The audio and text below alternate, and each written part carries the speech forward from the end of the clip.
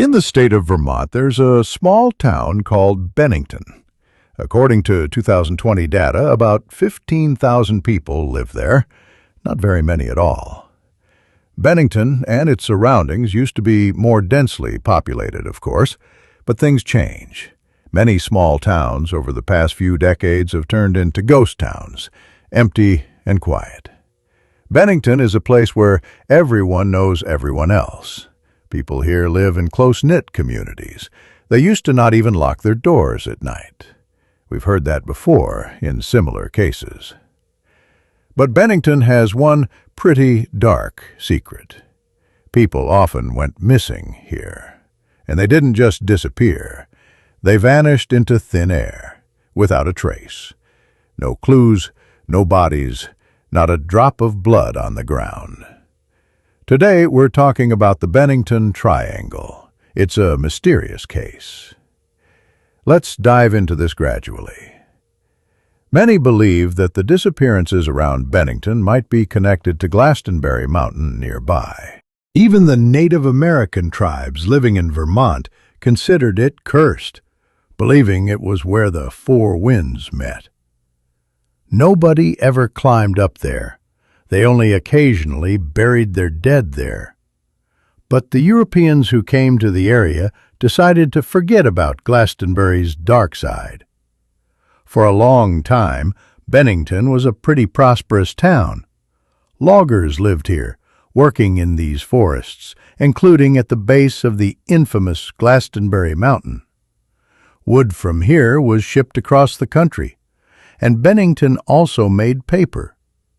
But in the mid-20th century, everything changed dramatically. Lumber production declined, and the town emptied out. Decisions here are still made at town meetings. Everyone with voting rights gets together to solve Bennington's problems in special sessions. The surrounding towns are pretty much the same. Unremarkable, quiet, peaceful, surrounded by impenetrable forests and crystal-clear rivers. But that's today. The case we're about to discuss started about 70 years ago. On the morning of November 12, 1945, 74-year-old Mitty Rivers headed out hunting near Route 9, close to Long Trail Road. Mitty and four of his hunting buddies had come up for the weekend to relax, do some hunting, maybe bring home some meat or game birds. That day, Mitty and his son-in-law, Joe Lawson, were walking along the road together. When they reached a fork in the trail, Mitty and Joe split up. Mitty told his son-in-law he'd just go a little ways ahead, then turn back and rejoin the group for lunch. Joe warned Mitty to be careful. Even though the man knew these woods like the back of his hand, he rarely visited this particular crossroads. Several hours passed. The hunters gathered for lunch. By 3 o'clock, Mitty still hadn't returned. His friends started getting worried. They went looking for Mitty, but he was nowhere to be found. The men called police, and a search began the next morning. News of Mitty Rivers' disappearance spread throughout the town. They searched all day, but came up empty. 30 people, including Boy Scouts, combed through the forest, calling Mitty's name, but the man didn't respond. He knew these woods well and was an experienced hunter. He knew how to make camp and survive in the wilderness. Mitty sometimes even guided other hunting parties through these forests. Rescuers hoped they'd find him alive. Maybe the man had just gotten lost and wandered off. He was wearing warm clothes, had his rifle with him, and knew exactly how to use it. Of all the hunters in the group, Mitty Rivers would definitely be the one who could survive a night in the woods. But by evening of the second day, they still hadn't found any trace of Mitty. The man had seemingly vanished into thin air. On the fourth day of searching, the fire chief asked for as many volunteers as possible to join the search. since time was running out. After all, surviving in the woods for more than a few days in November is no easy task. They planned to get about 500 people involved in the search. Each volunteer was promised $4 per day. That's about $60 in today's money. But even the money didn't help. Only 40 townspeople volunteered to search for the hunter. This was understandable, though. People might have hoped that Mitty would survive and show up on his own, since he was an experienced hunter. Nevertheless, they decided to comb through the entire forest with the available manpower, look in every hollow, check the riverbanks. Even if they didn't find Mitty alive, and hope for that was fading by the hour, at least his family would know what happened to him and could say goodbye. They searched for Mitty for 2 weeks, but they never found his body or his belongings, except for some shotgun shells from his hunting rifle in the river. The rescuers knew the man was definitely dead by now, and since they found the shells, they could conclude he'd used his gun. Maybe he was defending himself against a wild animal or against someone who attacked him. But where was the weapon itself? What had the man been shooting at? There was speculation that Mitty might have bent down to pick up his rifle or load shells into it and accidentally fallen into the river. But there was no evidence for this theory. The body would have surfaced sooner or later, or washed up on shore. In desperation, residents turned to local fortune teller Clara Jepson.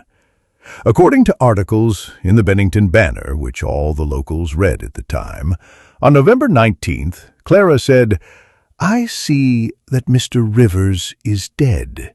He'll be found near the river this afternoon, before dark." The fortune teller's prediction never came true, though they searched the river several times. Nobody ever saw Mitty again. 6 months after the man's disappearance, some tourist was walking in the woods where Mitty had vanished. He found a blue handkerchief there that might have belonged to the hunter. Now Bennington residents started thinking that maybe Mitty had been accidentally shot by another hunter. Such incidents are unfortunately not that rare. However, in that situation, some evidence would have been left in the forest. Blood or clothing, for example. So Mitty's disappearance remained a mystery.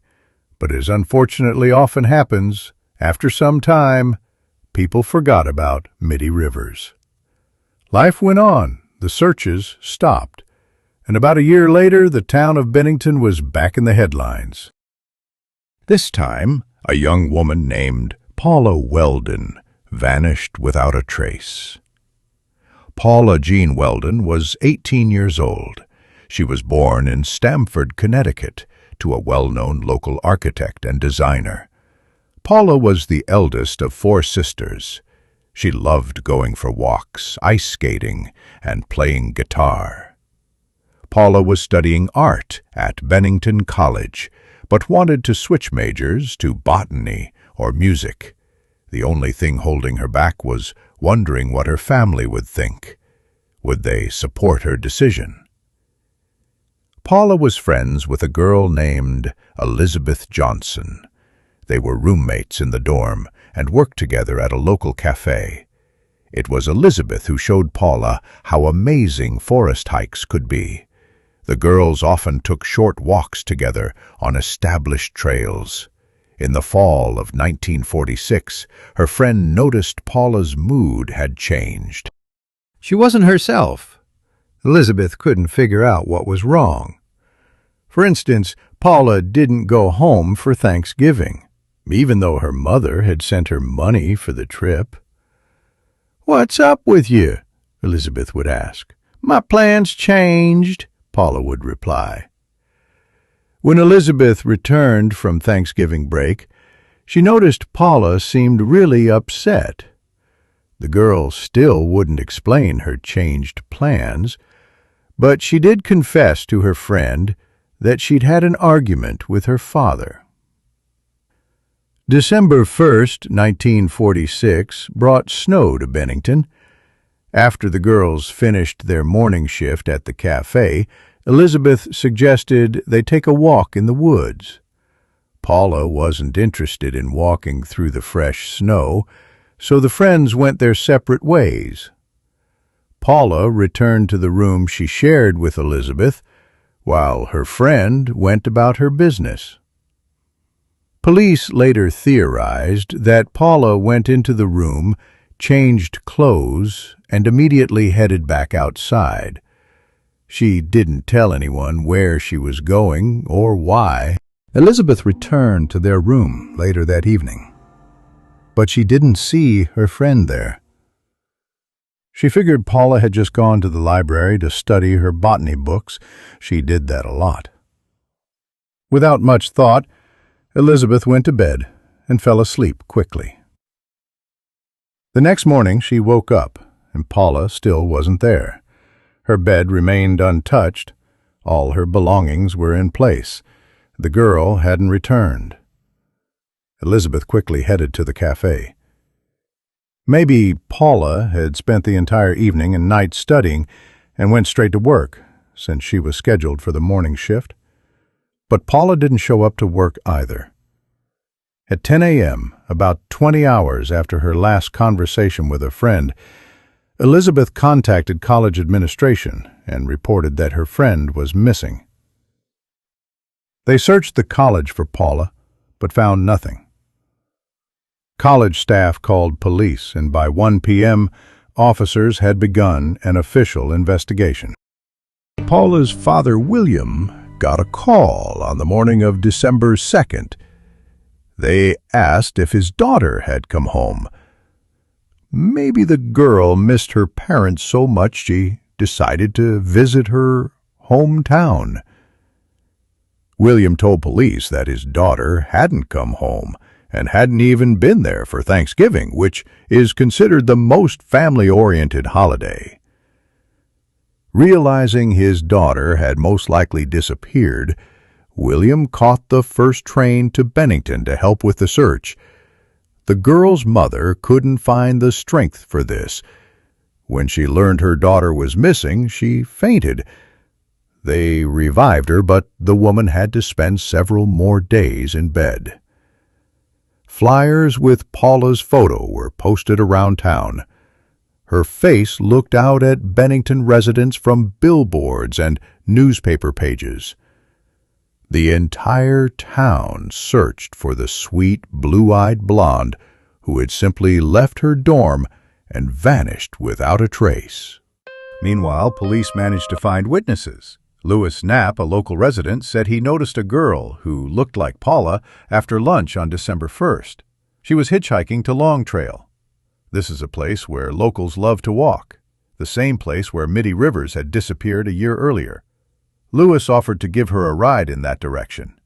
He was heading home, and his house was right near the beginning of that hiking trail. The girl accepted. To Louis, the girl seemed completely normal. She was just planning to go for a walk. The only thing the man noticed was that Paula was dressed very lightly, completely wrong for the weather, especially for a long mountain hike. I know this Louis, and his story looks suspicious. He could have just taken her to his house, done something to her there, then disposed of her body. But it's known that he was investigated, and police soon eliminated him from their suspect list. Apparently, he really did drop the girl off at the trail and drive home. But didn't he ask her why she hadn't brought warm clothes? What her route was, for example? Hitchhiking and making small talk was perfectly normal back then. So why didn't he try to talk with her? Somehow talk her out of such a hike? Didn't she tell him anything? There's another witness. At 4 o'clock, Paula was spotted by Ernie Whitman, a man who was camping in the forest with his friends. The girl asked them how to get to Long Trail, and they showed her the way. Then Paula was seen by an elderly couple walking the same path. They noticed her red jacket. Because of it, the girl was easily visible from a distance. However, at some point, the seniors lost sight of her. She seemed to dissolve into the forest. The elderly couple looked at each other in confusion. Later they admitted they thought the girl in red was just a figment of their imagination. In the following days, weather conditions worsened. It got sharply colder. Snow fell and covered any tracks that the girl herself or other people and animals might have left on the ground. Based on the description of her clothing, Paula wouldn't have lasted long alone in the forest. Hope of finding her alive was fading. Bennington College canceled classes. Teachers sent their students to help police search for Paula. About 500 volunteers, several times more than during the search for Midi Rivers, went into the woods to look for Paula. $5,000 was offered for any information about the girl. That's $64,000 in today's money. If Paula was found dead, the informant would get $2,000. That's $25,000 today. Already, by December 6, 1946, Paula's father contacted the FBI. He had his own theory about his daughter's disappearance. He believed she had been kidnapped, but the FBI refused to help him. There was no evidence pointing to kidnapping or murder. No evidence that could indicate where she was after 4 o'clock that Sunday. William turned to fortune-teller Clara Jepson, who had already unsuccessfully helped search for Mitty. Clara gave him hope that Paula was still alive. She also saw that the girl would soon be found in an abandoned barn. But it's not hard to guess that this prediction never came true. Paula wasn't found, despite police receiving reports from witnesses claiming they saw her in different Vermont towns, and someone allegedly saw her on that same forest trail several days after her disappearance. But these reports had no confirmation and couldn't be verified. December 9th, the searches stopped due to lack of evidence. For another 2 weeks, William tried to get justice, but eventually even he gave up. The man packed his missing daughter's belongings, loaded them in his car, and headed home. Nobody ever saw Paula again. Strangely, police did have a suspect. He appeared in 1946, and his story is really questionable. Some sawmill worker named Fred, who lived near that very trail, allegedly had an argument with a girl that day and saw Paula walking past his windows. He followed her, then just returned home. But for some reason, when it became known the girl was missing, Fred started telling friends he knew where she was buried. When police asked him about this, he said it was just an innocent joke. Fred was never arrested. 3 years passed, and on December 1st, 1949, exactly on the anniversary of Paula's disappearance, another person vanished, and in the exact same area. James Tedford, a 68-year-old military veteran, lived in a veteran's home in Bennington. There are several versions of how he ended up there. One story goes that when he returned from the war, he didn't find his wife at home. She was half his age and had probably left him, not willing to wait for him to return from the war. According to some accounts, this woman was never seen again either. Another version says they simply went their separate ways. She went back to her family, and he went to the nursing home. The man was depressed. In late November 1949, James went to visit his family in another town. His relatives noticed that Tedford's condition was getting worse. On December 1st, James was taken to the station in the town of St. Albans, where he boarded a bus back to Bennington. The journey took several hours and went through the same mountains where 2 people had already disappeared. And this is where things get truly bizarre. Or maybe someone just isn't telling the whole story. When the bus arrived in Bennington, all the passengers got off, but James Tedford wasn't among them. His suitcase was sitting next to his seat, but the man himself was simply nowhere to be found. Besides James, there were only 14 other passengers on the bus. None of them saw the man get off at other stops. Neither did the driver. James had been sleeping peacefully in his seat the entire trip, and then just vanished into thin air. The search began quite late. The nursing home thought he was still visiting family, while his family assumed he was already back at the home. Nobody ever saw the man again.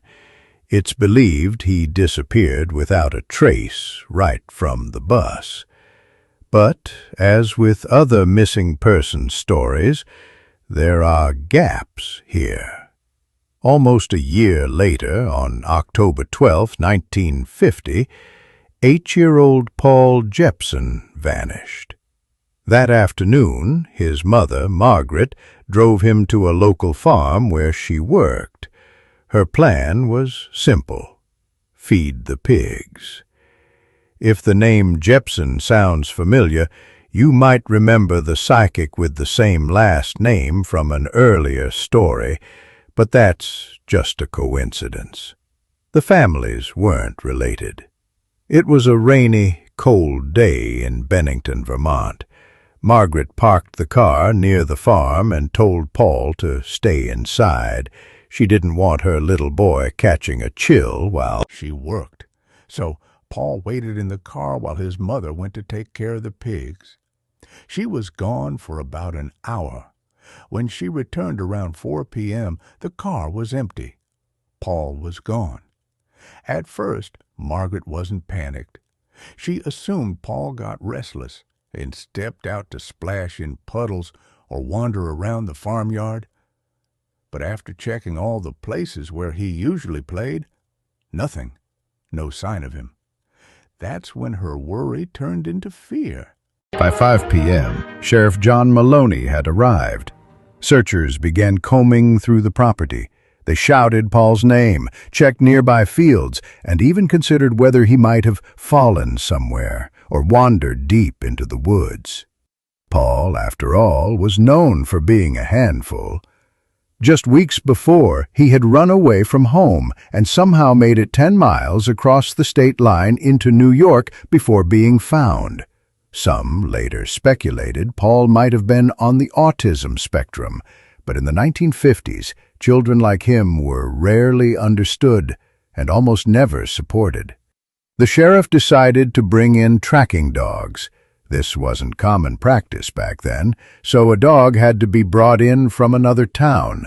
In the meantime, volunteers scoured the area. They searched for Paul, or at least for clothing he might have dropped. He was last seen wearing a red sweater, some reports say a red jacket, and pants with suspenders.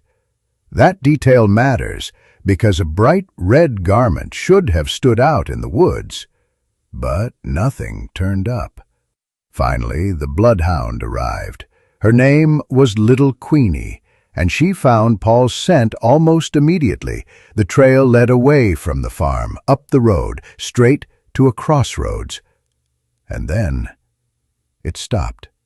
Every time they set Queenie back on the trail, she led them to the same spot, and nowhere further. The sheriff knew what that could mean. Paul might have been picked up by a passing car. Search parties stayed out all night. At dawn, more volunteers joined. Local kids Paul's age were questioned along with their parents. Nobody had seen him. Days passed, still nothing. The only clue that ever turned up? A pair of men's gloves found near the crossroads where Little Queenie lost the trail.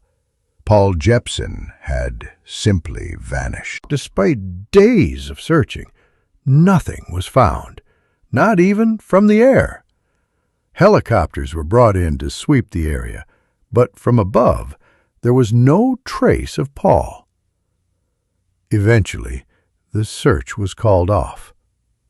Paul's mother believed he might have been hit by a car, and that the frightened driver took his body to cover it up.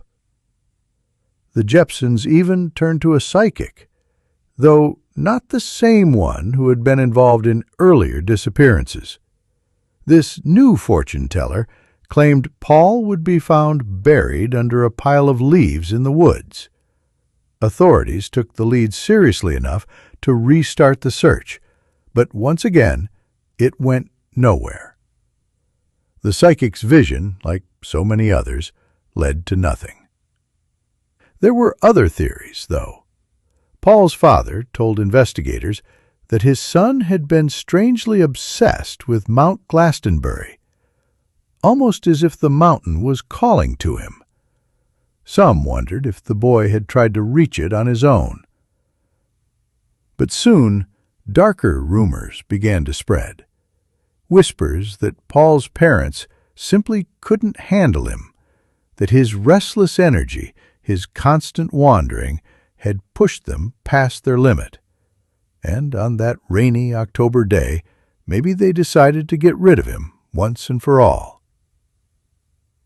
Everyone in Bennington knew pigs will eat just about anything, and Margaret, after all, had gone to feed them that very afternoon.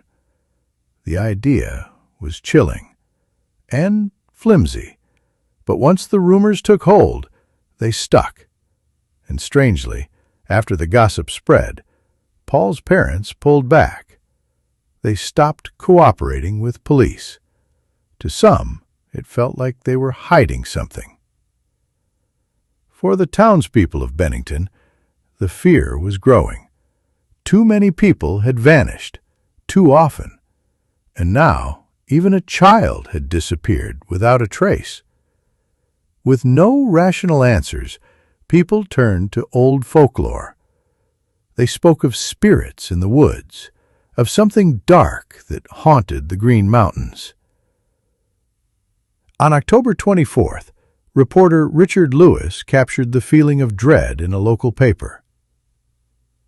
The Green Mountains look so peaceful, but they are treacherous and cruel.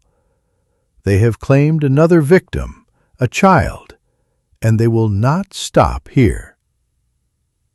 He was right. They didn't stop. Just 2 weeks later, another disappearance. This time, it was 53-year-old Frida Langer. On October 28th, Frida and her cousin, Herbert Elsner, set out for an afternoon hike near Somerset Reservoir, about 25 miles east of Bennington. Frida and her husband, Max, lived in Massachusetts, but they owned a cabin near the reservoir.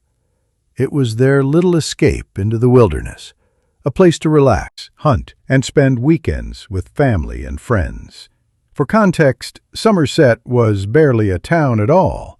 Only 2 people lived there year-round, a married couple named the Leonards. That's how remote it really was. At 3 p.m., Frida and Herbert left the cabin with rifles in hand. If they came across game, maybe they'd bring back fresh meat for dinner. Max stayed behind. Not far into the hike, Frida slipped on the rocks while crossing a stream. She fell hard, soaking her. Herbert knew the walk back to the cabin was less than half a mile, barely a kilometer. He waited where Frida had slipped, expecting her to return quickly. But minutes stretched on, and she never came back. Assuming she might have gotten distracted at the house or decided to stay there, he eventually moved on down the trail without her. That evening, when Herbert returned home, he was stunned to learn from Max, Frida's husband, that she had never made it back. Panic set in, and the men immediately called the police. Officers from nearby towns rushed in. Search teams lit bonfires near the road, and volunteers with flashlights combed through the forest. They even brought back Little Queenie, the search dog who had worked on earlier disappearances. The dog picked up Frida's scent at the creek where she had fallen and led rescuers straight back to her cabin. But once again, the trail ended there, as if she had simply vanished into thin air. The strangest part? Frida knew those woods like the back of her hand. She wasn't the type to panic or get lost, and she was carrying a rifle. If a wild animal had attacked her, she would have had time to fire at least a warning shot, and her cousin, waiting nearby, would have heard it. For 2 full weeks, search teams scoured the area, but the only thing they found was a single, crumpled $1 bill. Whether it was hers or not, no one could say. By this point, 5 people had vanished in the same region within just 5 years. All of them disappeared in the fall or early winter. And here's the eerie detail that fueled the paranormal theories. 4 out of the 5 victims were wearing red when they vanished. Locals began calling the area the Bennington Triangle, a nod to the infamous Bermuda Triangle where people disappear without a trace. Folklore resurfaced, and old Native American legends crept back into conversation.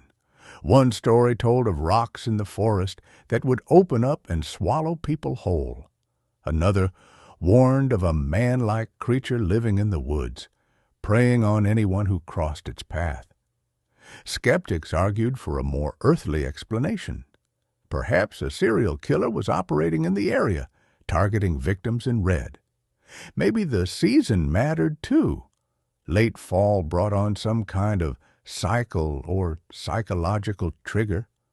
But without evidence, both theories, the supernatural and the criminal, remained pure speculation. Then, on May 12, 1951, came the break everyone had been waiting for. It was a beautiful spring day when 2 fishermen, James Renton and Herman Lincoln, headed to Somerset Reservoir, just a few miles from where Frida disappeared. As they walked along the shoreline looking for trout, something bright in the reeds caught Renton's eye. It was a patterned scarf. When he tugged at it, it didn't budge. Pulling back the brush, the men froze in horror. There, half hidden in the marsh, was a decomposing human body.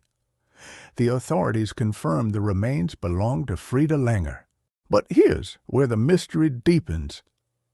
Frida's body was not found near the cabin she was returning to, nor on the path back to it. Instead, she was discovered 4 miles over 6 kilometers away, as if she had bypassed the house entirely, or worse, someone had moved her body there. The coroner, at a glance, ruled her death a drowning. But after so much time exposed to the elements and wildlife, there was no way to determine the exact cause. Had she really fallen into the reservoir? Why hadn't she made her way back to safety? Theories spiraled again. Strange creatures, curses, and the mountain's sinister reputation. Native tribes had long considered Glastonbury Mountain cursed, refusing to settle near it. According to their legends, the creature Wojak, a Bigfoot-like being, roamed those forests. Early settlers in the 1800s even recorded stories of giant human-like figures in the region. And while many dismissed these as myths, there was one chilling case that gave believers ammunition.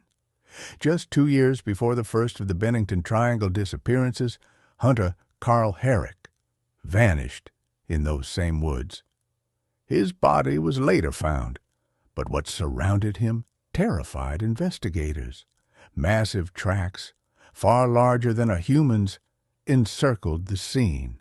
His rifle was propped neatly against a tree, untouched. And when the coroner examined him, the cause of death was shocking. Herrick's ribs had been crushed inward, piercing his lungs. This wasn't an animal mauling. There were no claw marks, no bites, no tearing of flesh. Whatever killed him had squeezed him with incredible force and left him to die. A bear? That was the official guess. But bears don't crush their prey to death and walk away. They tear, they eat, they don't neatly set down a rifle beside the body. And so, Glastonbury's dark legend grew. A mountain of vanishings, a history of strange deaths, a creature in the trees. Would you risk spending a night there? Even the most hardened skeptics refused when dared. And honestly, can you blame them? Back in 1761, the governor of New Hampshire took a walk through these woods, and what he reported was chilling. He described seeing bright, shining lights and hearing screams echoing from the trees, and that wasn't all. According to his account, shadowy figures roamed among the pines. Over the years, strange sightings continued. UFOs were spotted above Glastonbury Mountain more than once. Locals began to whisper, there was something not right about this place. And honestly, don't we all know a spot like that? Maybe a patch of woods, a lonely road, or even a forgotten corner of your hometown. A place where the air just feels different, where your skin prickles. Not necessarily dangerous, but unnerving. Places people sometimes call energy zones, or simply places of power. Now imagine walking into that kind of place already knowing the stories, the Bigfoot sightings, the mysterious lights, the disappearances. Your imagination would go wild. And that's exactly what happened in Glastonbury. Local newspapers began to call it the home of the Bennington Monster, a hulking beast said to stalk the mountainside. Fear spread. Visitors stayed away. And yet, over time, the terror faded into folklore until 2008. That year, 27-year-old Robert Singley, a music composition student who often sought inspiration in the wilderness, went hiking near Glastonbury Mountain, the same place where decades earlier 18-year-old Paula Weldon had vanished without a trace. On his way back to the car, Robert realized something was wrong. He'd been walking far too long. Dusk was falling. He had no GPS, no compass. Back then they weren't as common as today. And then his flashlight died. Freezing and afraid, Robert huddled beneath a massive maple tree, deciding to spend the night there. What he described later was terrifying. Just before I realized I was lost, all the sounds in the forest blended together into this intoxicating chorus. It kept growing louder and louder. I was confused. Suddenly it went dark, and I thought, where am I? What's happening? That tree called to me that night. It radiated this energy, inviting and terrifying at the same time. Robert tried to light a fire, but instead of branches, his hands found large animal bones scattered across the ground. Eventually, he managed to get flames going by ripping pages from a book he carried in his pack. The night was eerily silent. No owls, no rustling leaves, no crickets. By morning, Robert started walking again, only to discover his car was nowhere near where he thought. I figured I camped maybe a quarter mile from it, but when I finally found my car, it was on the opposite side of the ridge, 10, maybe 11 kilometers away. Either he'd somehow wandered off on a hidden side trail, or something far stranger had happened. Later, police, alerted by his worried girlfriend, found Robert safe. Skeptics said he was just an artistic, imaginative guy who got spooked. But here's the thing. He was lost in the exact same area where other people had disappeared. And it raises the question, what if they felt the same strange pull? What if they too experienced that confusion and terror, but never made it out? It's not the only modern account. In 2014, another man visited the Bennington Triangle and shared his own bone-chilling story in the TV series Most Terrifying Places in America. At night, Bennington feels like a whole different world. It's just haunted. That summer, I drove into the mountains and sat on the hood of my car staring at the sky. Around 1 a.m., I heard this blood-curdling scream. Everything in the forest went silent. Even the crickets stopped. And then, less than a minute later, it came again. Louder. Closer. I got back in my car and started driving slowly down the winding road. That's when I saw it, standing at the side of the road, massive, hunched, hair-covered, with arms that nearly touched the ground. This thing, 8 feet tall, well over 600 pounds, took 2 giant strides and disappeared into the woods. I kept driving until I reached a hilltop, my hands locked on the wheel, my body shaking. Whatever I saw that night, I will never forget it. And remember, when Frida Langer's body was finally discovered in 1951, the spot had been thoroughly searched by rescuers the year before, meaning her remains appeared in a place where she hadn't been before, or had been moved there. Coincidence, or something darker? Either investigators overlooked her body, or someone placed it there later.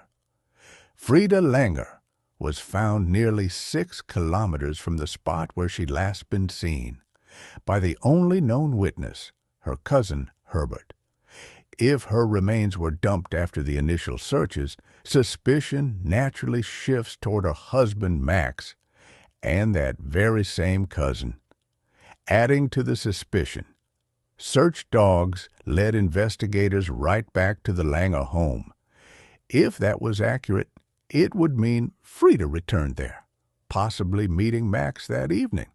Max, who claimed poor eyesight and a bad knee, said that's why he stayed behind when Frida and Herbert went hiking. But here's where it gets strange. In the weeks after Frida's disappearance, Max reportedly told others that he had left the house multiple times that night for walks, despite that bad knee. Even stranger, he failed to appear in court when he was due to testify. So what really happened? Was it a crime of passion, an impulsive act during an argument, or was something darker, more deliberate, planned in advance? There's also speculation that Max and Herbert may have been in on it together. Maybe they led Frida into the woods and something went wrong, an accident or worse, and they improvised a cover-up. And then there's another detail. Just a year earlier, Frida had undergone surgery to remove a brain tumor. Surgeons implanted a metal plate in her skull. Some believe that if she slipped and hit her head while crossing the stream, the plate could have shifted. Maybe she suffered a concussion, became disoriented, and wandered off. Could she have simply gotten lost? Or did something else, something human, intervene? Because officially, both Max and Herbert were not considered suspects for long. Another theory, maybe there was a predator in those woods, a killer, someone who knew the terrain well, stalking hikers and striking when the moment was right. After all, the disappearances spanned years, targeting people of very different ages, a child, a teenager, a middle-aged woman, and even an elderly man. That's unusual. Serial killers tend to have a type, a specific age, gender, or victim profile. But here, the disappearances crossed demographics. And keep in mind, this was hunting country. Many locals carried rifles. Attacking at random would have been an incredibly risky move. Take the case of Paula Weldon, the 18-year-old college student who went missing in 1946. Some believe she'd arranged to meet someone in the woods. Witnesses recall her asking directions about the long trail, a route stretching all the way to Canada. But why, if she planned to be gone for days, did she leave all her belongings behind in Bennington? Why wear only a light jacket in freezing weather? There's even speculation that Paula's father could have been involved. They'd argued not long before she disappeared, but he was never treated as a suspect. Of course, skeptics point to a simpler explanation. These were just tragic accidents. People wandered off, fell into ravines, got lost in abandoned mines. Still, why did so many vanish in such a short span, 5 years? And then suddenly, the disappearances stopped until 2008? And then there's the case of James Tedford, the military veteran who vanished from a moving bus. Some of his fellow residents from the retirement home claimed he didn't want to return. Maybe he staged his own disappearance. But that doesn't explain why his luggage was still on board, or why every passenger swore they'd seen him sitting there until he wasn't. There's even an earlier, often overlooked case from 1942. 13-year-old Melvin Hills vanished from Bennington. Little is known about what happened to him, but he was never found. In the end, the so-called Bennington Triangle leaves us with far more questions than answers. Even today, hikers report a strange sense of confusion, losing their way despite marked trails and GPS maps. Something about these woods doesn't feel right. What's behind it? A killer? A string of tragic accidents? Something supernatural? For the families of the missing, one thing is certain. Closure never came. And until answers are found, the Bennington Triangle remains one of America's most haunting mysteries. Thanks for watching. If you've been to Glastonbury Mountain or live nearby, let us know in the comments what you've experienced or heard about this place. And let's not forget those who vanished here.